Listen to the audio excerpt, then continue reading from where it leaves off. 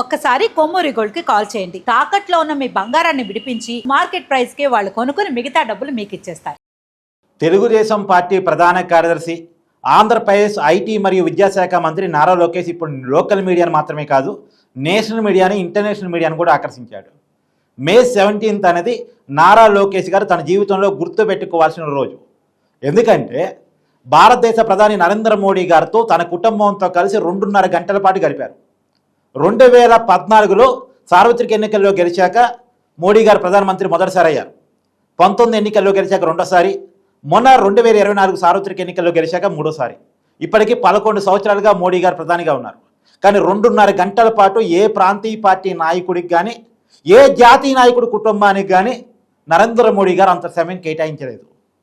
ఏదో అఫీషియల్ రివ్యూలు, దేశానికి సంబంధించిన, రక్షణకి సంబంధించిన, లేదు పార్లమెంట్లో ప్రవేశపెట్టాల్సినటువంటి బిల్లులు, చట్టాలు, ఇలాంటి విషయాల్లో అఫీషియల్ రివ్యూస్కి మోడీ గారు టైం కేటాయించారు తప్ప, ఒక వ్యక్తిని పిలిచి, అతని కుటుంబాన్ని కూడా పిలిచి ఇంతసేపు టైం కేటాయించడం అన్నది ఈ 11 సంవత్సరాల్లో మోడీ గారు లేదు.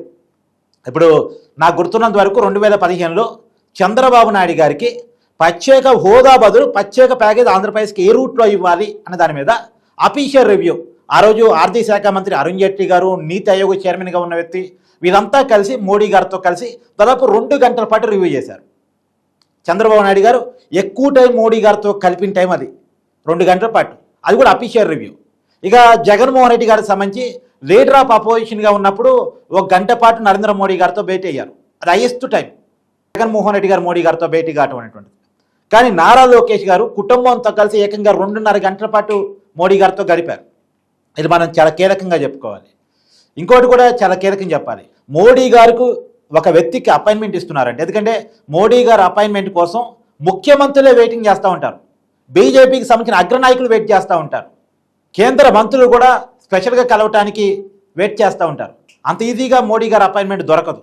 కానీ ఆయనే పిలిచి మరి మొన్న అమరావతి పునర్నిర్మాణ పనులకు వచ్చి లోకేష్ గారిని కలవాల్సింది ఆయనే చెప్పి పిఎంఓ నుంచి అపాయింట్మెంట్ ఫిక్స్ చేసి మరి పిలిపించుకొని మాట్లాడారు. అంటే ఆయన లోకేష్ గారి గురించి ఎంక్వైరీ చేసిన తర్వాతనే, ఆయన కెపాసిటీస్ గురించి, ఆయన నాలెడ్జ్ గురించి, ఆయన పట్టుదల గురించి ఖచ్చితంగా ఎంక్వైరీ చేసిన తర్వాత మాత్రమే, ఆయనకు ఒక మంచి పాజిటివ్ రివ్యూ ఉంటే మాత్రమే ఖచ్చితంగా లోకేష్ గారిని పిలిపించుకొని మాట్లాడటం అనేటువంటిది జరిగింది.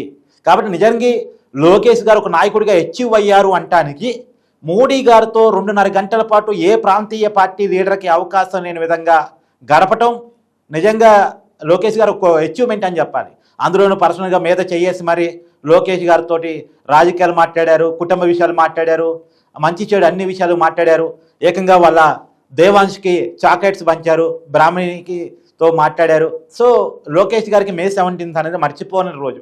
ఇంతలా మోడీ గారిని లోకేష్ ఎలా అట్రాక్ట్ చేయగలిగారు అనే దాని మీద ఇప్పుడు నేషనల్ మీడియా, ఇంటర్నేషనల్ మీడియా కూడా ఎంక్వైరీ చేస్తూ ఉంది. అంతర్జాతీయ నాయకులు మోడీ గారిని కలవాలనుకుంటారు, జాతీయ నాయకులు మోడీ గారిని కలవాలనుకుంటారు, కానీ ఆయనే పిలిచి 2.5 గంటల పాటు గడపటం ఏంటి, ఈ దేశంలో ఏ నాయకుడికి లేదు లోకేష్ గారికి అంత ప్రయారిటీ ఇవ్వటం ఏంటి అనే దాని మీద పెద్ద చర్చ నడుస్తాం.